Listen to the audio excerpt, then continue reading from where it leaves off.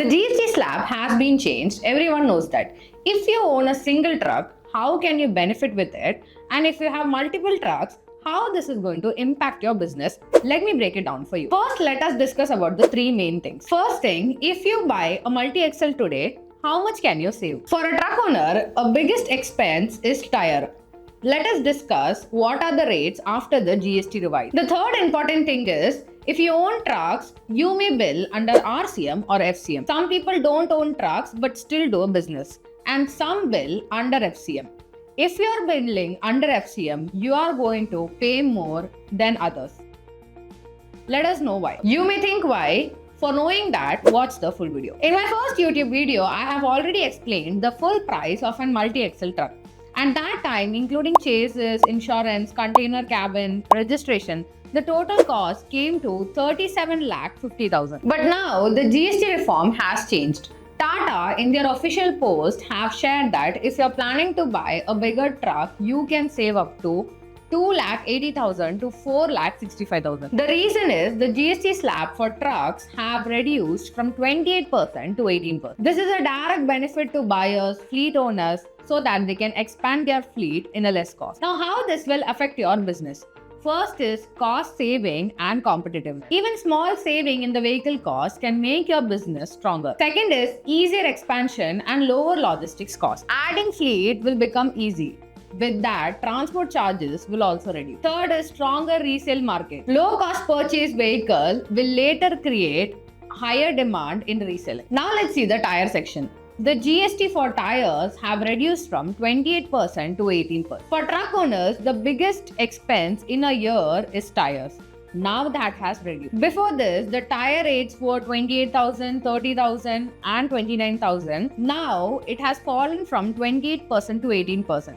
That means you can save 10%. Last time if you bought a tire for 35,000, now you can save around 3,500. One more thing, I came around a LinkedIn post about the issue of FCM RCM collab. I felt it interesting, so let me break it down. Let's know, if you own 100 trucks and supply with a trader, how will this GST slab affect you? Before that, you should know FCM and RCM.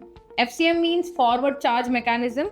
RCM means reverse charge mechanism. And I have already posted a detailed video about FCM and RCM. You can check that out. Earlier it was 12%, then input tax credit could be claimed.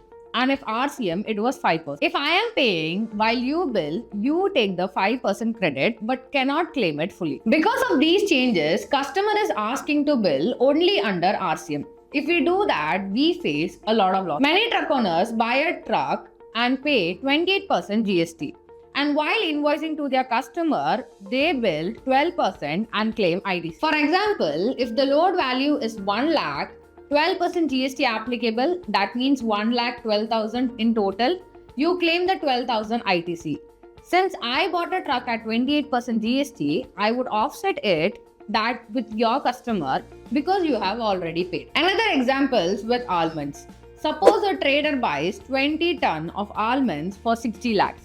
And sells it with a 5% of profit. Now the profit is 3 lakhs. Output GST is 5%, 15,000. On the freight side, the freight charges is 1 lakh. GST for freight is 18%, 18,000 input. So the balance is input credit is 18,000, output liability is 15,000.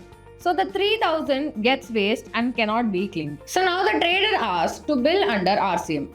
If he bills under RCM, the profit is 3 lakhs, 5% GST is 15,000, here he pays only 5,000. Remaining 10,000 is saved. This is the inverted structure duty problem we are facing right now. If everyone shifts to RCM, while you buy a truck, you have already paid 28% GST. Now if you shift to RCM, that ITC has to be reversed. This is the biggest financial liability. We pay 28% GST on trucks. We used ITC as working capital. If asked to reverse, the balance sheet will collapse. This will increase logistics costs. Small fleet owners can manage because they bill under RCM. But large fleet owners will have a financial crash. Now, why everyone are pushing to RCM?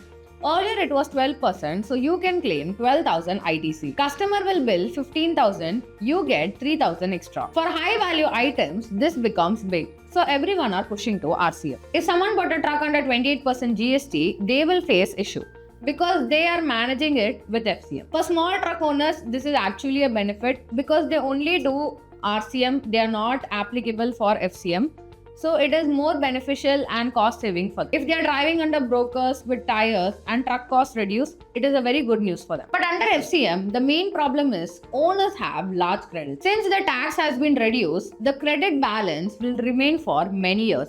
Even if their trucks will start losing their life. But now for traders, the GST has reduced from 12% to 5%. For example, for cashiers, if the GST reduces, the final claimable amount also reduces. So it becomes difficult to offset. Now, even if I pay 18% for truck, the GST side of trader is only 5%.